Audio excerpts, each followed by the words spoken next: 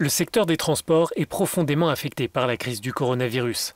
Les compagnies aériennes européennes pourraient perdre 82 milliards d'euros, un impact sans précédent sur une période aussi courte. Ce sont entre 6 et 7 millions d'emplois qui sont ainsi menacés cette année. Brussels Airlines a déjà annoncé se séparer d'1 millier de collaborateurs.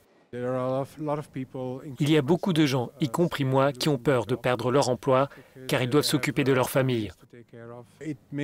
On ne se sent pas en sécurité, on se demande si l'on pourra retrouver un autre emploi, en particulier à mon âge. Brussels Airlines est en discussion avec le gouvernement belge pour obtenir des aides. L'entreprise cherche aussi un soutien auprès de son propriétaire Lufthansa. Les syndicats estiment que le transporteur allemand cherche à faire de la société belge une compagnie à bas coût.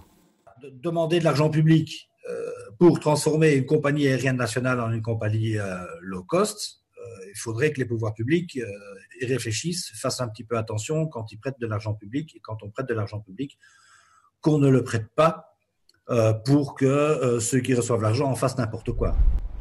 De nombreux pays membres demandent à la Commission européenne d'approuver des mesures d'aide d'État afin d'aider les compagnies nationales. L'institution s'est engagée à faire preuve de souplesse. Elle a déjà approuvé 124 demandes de la sorte, dont certaines pour l'industrie aérienne. Air France recevra 7 milliards d'euros, quand Lufthansa a demandé une aide de 10 milliards d'euros. Toutefois, ces mesures de soutien font craindre à certains des distorsions de concurrence au sein de l'Union européenne. Nous pensons qu'une application ciblée et proportionnelle des règles en matière d'aide d'État peut assurer des bénéfices aux entreprises par ce soutien, tout en préservant le marché unique de distorsion de concurrence. Ce cadre temporaire est un des outils que la Commission a proposé comme réponse à la crise du coronavirus. Nous croyons que cela permettra de compenser, mais nous reconnaissons qu'il existe un risque. Les associations de transporteurs aériens saluent cette aide, mais elles demandent à la Commission de rester vigilante pour maintenir une compétition non faussée.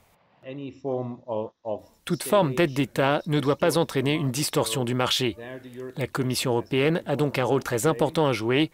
Les autorités de la concurrence doivent garder un œil sur les développements à venir du marché. Les employés du secteur demandent aussi le soutien de l'Union européenne. Si vous n'aidez pas les personnes, ceux avec des salaires moyens et ceux qui ont des faibles revenus, alors il y aura plus de Viktor Orban dans le monde et davantage de Brexit. Orbans in this world and more Brexits.